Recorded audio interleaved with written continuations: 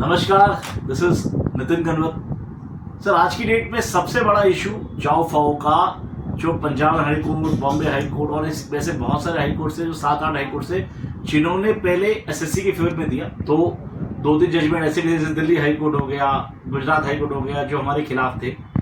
अब ऐसे केस में द मैटर, अब जब सुप्रीम कोर्ट गया और सुप्रीम कोर्ट ने 10 अप्रैल को एक ऑर्डर पास किया जहां पे सारे मैटर हाई कोर्ट में वापस चले गए।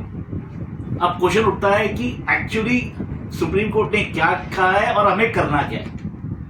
सर, अंडरस्टैंड करें कि बहुत सारे केसेस में, मैं स्पेशली पंजाब और हरियाणा की बात कर रहा हूं, इन केसेस में ज्यादातर क्या हुआ है कि धीरे धीरे एक स्टेज ऐसी आई कि सबने सिर्फ 148 में जाओ फॉर लिया और कोई इशू भी नहीं लिया। तो अब सुप्रीम कोर्ट ने इस पर्टिकुलर 10 अप्रैल के ऑर्डर को 29 अप्रैल 2026 को अपलोड किया है। उसके 4 वीक, मतलब 25 मई तक उसने अलाउ किया है आप अमेंडेड रिट फाइल कर सकते हैं। अब अमेंडेड रिट में क्या क्या करना है सर, ना केवल आपको, क्योंकि पॉसिबिलिटी है, क्योंकि 147 में एक सेक्शन आया जिसका टारगेट है, गवर्नमेंट का टारगेट है कि इस 147 से जो 150 में वाला जो झगड़ा है जाओ फाओ वाला, वो खत्म हो जाए, तो जिसको रेट्रोस्पेक्टिव अमेंड करिए।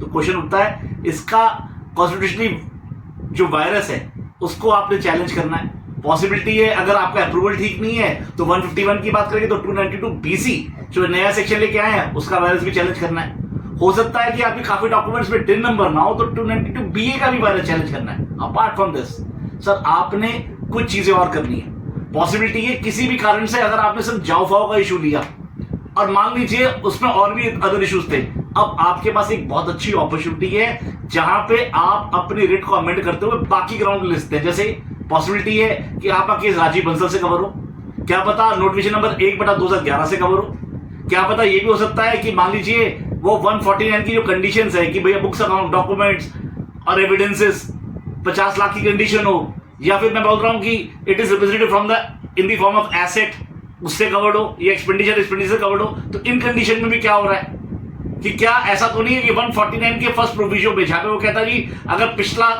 149 अगर आज भी जिंदा होता, या 153 सी आज भी जिंदा होता, तो क्या आज वो नोटिस आ सकता था? या फिर हो सकता है कि आप 148 के जो इनिशियल नोटिस है उसके सेटिस्फेक्शन जिस तरीके से रिकॉर्ड किया है उसको चैलेंज करना चाहते हो आप। पॉसिबिलिटी है सिग्नेचर ना हो नोटिस पे। तो ऐसे बहुत सारे जुडिशियल इश्यूज हो सकते हैं जिनको आपको दोबारा देख के, और 25 मई, और अंडरस्टैंड करें सर, सुप्रीम कोर्ट ने क्लियर बोला है कि भैया 25 मई का मतलब 25 मई है, 25 मई से एक दिन भी आगे नहीं बढ़ेगा। तो सारी रिट्स को प्रॉपर तरीके से पढ़ के शुरू से लेकर अब तक प्रॉपर तरीके से अमेंड करें और साथ के साथ वायरस को भी चैलेंज करें। और सुप्रीम कोर्ट ने बोला है जहां जहां आपके ऑर्डर आपके फेवर में था वहां पे आपको इंटरिम स्टे भी मिलेगा। तो प्लीज अप्रिशिएट करें सर, इस काम को सबसे पहले काम करें और कोशिश करें कि कोई भी जुडिशियल ग्राउंड या कोई भी ऐसा ग्राउंड, जैसे मान लीजिए कोई पॉसिबिलिटी वो कह रहा है कि भाई साहब आपके खिलाफ कोई रिकॉर्ड है पर उसने कोई बुक्स, अकाउंट, डॉक्यूमेंट्स मुझे दिए ही नहीं, तो आशीष अग्रवाल का हनन हो गया। तो कहीं ना कहीं जो भी जुडिशियल आपके इश्यूज हो सबको प्रॉपर तरीके से रेज करें और आप रिट को अपनी प्रॉपर तरीके से अमेंड करके इसको 25 तारीख से पहले फाइल कर दें। सर, आपको ये वीडियो कैसा लगा प्लीज बताइएगा।